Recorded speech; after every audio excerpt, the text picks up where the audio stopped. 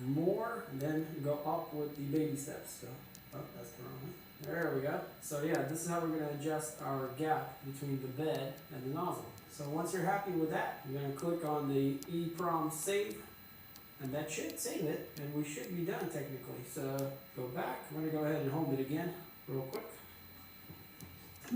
Alright, so let's go ahead and look at the menu real quick. Let's go back here. So yeah, this is how it starts. So we can see this is our nozzle temperature, our bed temperature, and then our fan. We got tools, set, and print.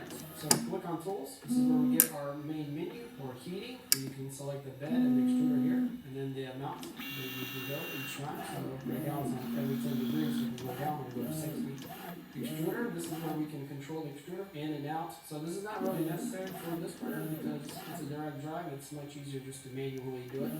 Move, we move our individual axes.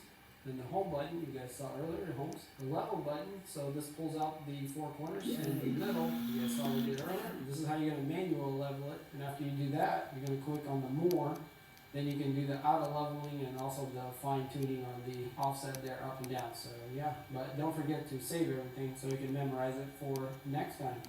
And then here we have change, which will change out the filament. So yeah, pretty simple and very well laid out. So back at the menu.